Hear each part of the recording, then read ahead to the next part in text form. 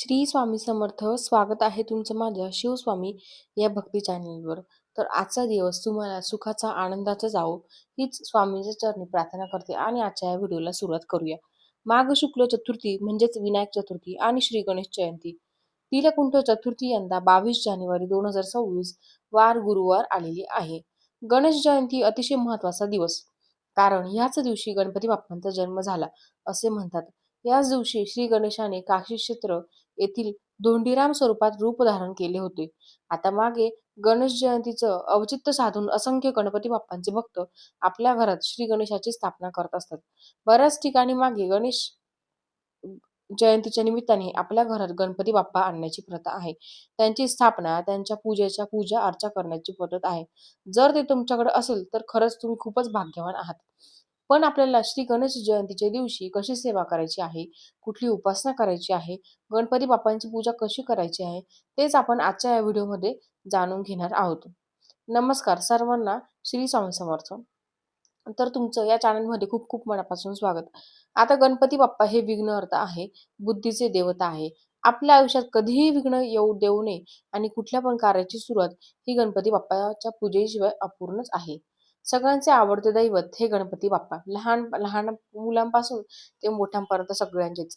गणपती बाप्पांची कृपा आपल्यावर प्राप्त व्हावी, आपल्या आयुष्यातील सुद्धा जे काही दुःख आहे, जे काही संकट आहे ते कमी व्हावे, म्हणून आपल्याला श्री गणेश जयंतीच्या दिवशी त्यांची षोडोपचार पूजा करायची आहे.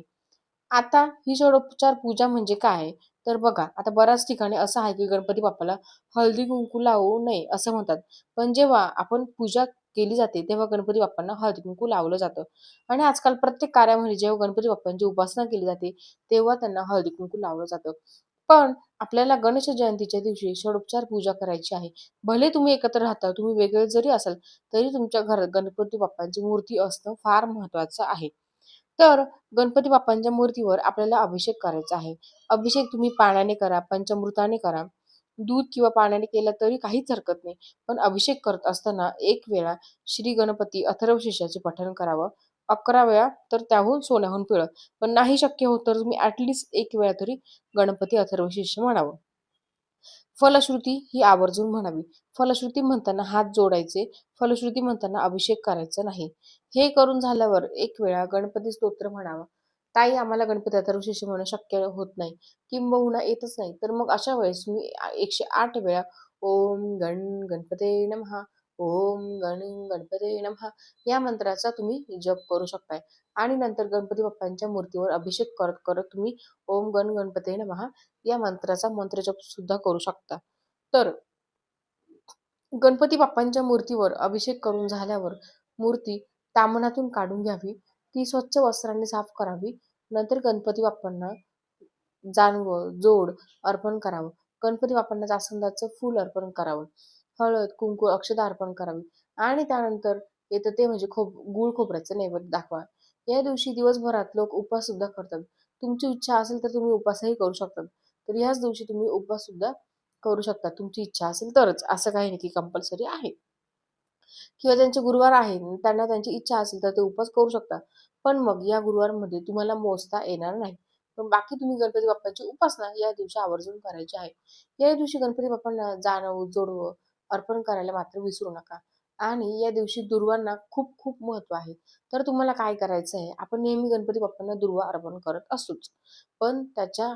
पण आधी ना 21 दुर्वांचा हार तुम्हाला गणपती घरात तयार करायचा आहे आणि तो तुम्हाला गणपती बाप्पांना अर्पण करायचा आहे. 21 दुर्वांचा हार तुम्ही घरातही अर्पण करू शकता किंवा तुम्ही मंदिरात जाऊन सुद्धा केला तरी चालेल. तुम्ही गणपती बाप्पांना दुर्वाचा हार अर्पण करू शकता. ज्यांची इच्छा आहे की ताई मला माझ्याच हाताने गणपती बाप्पांना हार तयार करायचा आहे दुर्वांचा, तर बघा, एक दुर्वा केव्हा बनते, जेव्हा 3 काड्या एकत्र येतात तेव्हा एक दुर्वा बनते. आणि अशा 3 काड्या एकत्र मिळून एक दुर्वा बनते. अशा आपल्याला 21 दुर्वा घ्यायच्या आहे. आणि 21 दुर्वाची गाठण बांधली. जशा त्या पद्धतीने 21 दुर्वा घेतल्या त्याच पद्धतीने परत 21 दुर्वांचा बंच करायचा आणि त्याची एक माळ तयार करायची. परत एकदा सांगते, आपण 3 काड्या मिळून एक दुर्वा बनवतो, तर त्या 3 काड्या मिळून एक दुर्वा बनवतो. तर आपण त्या 21 दुर्वा बनवायच्या आहे. 21 दुर्वांची एक अशी गाठण बांधायची. 21 दुर्वा एकत्र करा, एक गाठण बांधा. परत 21 दुर्वांची एक गाठण बांधायची. परत 21 दुर्वांची एक गाठण बांधायची. असं आपल्याला 21 दुर्वांचा हार ज्यांना शक्य असेल त्यांनी 21 दुर्वांचा हार करणं त्यांनी करू शकता. नाहीतर तुम्ही 11 दुर्वांचा हार सुद्धा गणपती बाप्पांना अर्पण करू शकता. प्रत्येक प्रत्येक गावात छोटं गणपती बाप्पांचं मंदिर असतंच. म्हणून असं म्हणू नका की ताई आमच्या गावात मंदिर नाही. मंदिरात जाऊन हार अर्पण केला तर अतिशय उत्तम. नाही शक्य होत तर तुम्ही घरातही हार अर्पण करू शकता. आणि गणपती बाप्पांच्या उच्च कोटीच्या सेवेमध्ये तर ते म्हणजे श्री गणपती अथर्व शीर्षम. 21 दुर्वा तुम्हाला गणपती बाप्पांना अर्पण करायच्या आहे. पण त्या कशा करायच्या ते तुम्हाला सांगते. 21 दुर्वा 3-3 काड्या मिळून एक दुर्वा बनते. तर अशी 21 दुर्वा हातात घ्यावी. उजव्या हातात घ्यावी. कोणी पण ही सेवा करू शकते. अर्थात मासिक धर्म, सुतक, विठ्ठल असेल तर ते आपल्याला करता येणार नाही. तर काय करायचं आपल्याला 21 दुर्वा हातात घ्यायच्या आहे. दुर्वा हातात घेतल्यानंतर तो जो काही शेंडा आहे तर तो आपल्याकडे असावा. जो वरचा भाग आहे तो गणपती बाप्पांकडे असावा. वरच्या भागाला हळद कुंकू लावायचं आहे. हळद कुंकू हातात घ्यावी. 21 वेळा श्री गणपती अथर्व शीर्षाचं पठण करावं. नाही शक्य होतं 11 वेळा तुम्ही पठण करावं. तेही नाही शक्य होतं तर तुम्हाला सांगितलंय की 1 वेळा श्री गणपती अथर्व शीर्षाचं पठण आणि 11 वेळा तुम्हाला गणपती स्तोत्राचं पठण करायचं आहे. जो 11 वेळा श्री गणपती अथर्व शीर्ष पठण करतो त्यांनी 1 वेळा गणपती स्तोत्र म्हटलं तरीही चालेल. पण जो एकदाच गणपती स्तोत्र म्हणतो तो त्यांनी गणपती अथर्व शीर्ष पठण करणार आहे. त्यांनी 11 वेळा आपल्याला गणपती स्तोत्र पठण करायचं आहे. ते पठण करून झालं आपल्याला ऋणमुक्त गणेश स्तोत्रांचं पठण सुद्धा करायचं आहे. ऋणमुक्त गणेश स्तोत्र तुम्हाला YouTubeला कुठेही भेटेल. तुम्हाला कुठेही ते मिळून जाईल. ते तुम्हाला एकदा पठण करायचं आहे.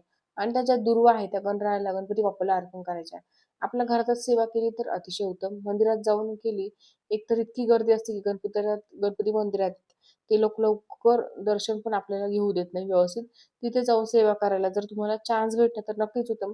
नाहीतर आपण आपल्याच घरात अथर्व शीर्षाचं पठण करावं आणि आपल्याच घरात गणपती स्तोत्राचं पठण करावं. याचं कारण तुम्हाला सांगते. जेव्हा आपण आपण आपल्या स्वतःच्या वास्तूमध्ये मंत्र, स्तोत्र, पारायण पठण करत असतो. स्वतःचं असो किंवा भाड्याचं घर असो. तर त्या सकारात्मक लहरी असतात. जेव्हा मंत्र, स्तोत्र, उच्चारण आपल्या घरात होतं, तेव्हा आपल्या पण घरातली निगेटिव्हिटी सगळी कमी अर्थात होते.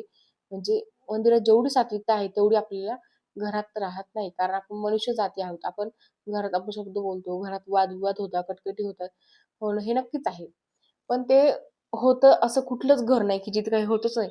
पण जर तुम्ही घरात सेवा केली, तर नक्कीच तुमच्या घरातले जे काही दोष आहे, हे मंत्र उच्चाराने ते कमी होतात. पण मंदिरात जाऊन पण तेवढीच सात्विकता आहे.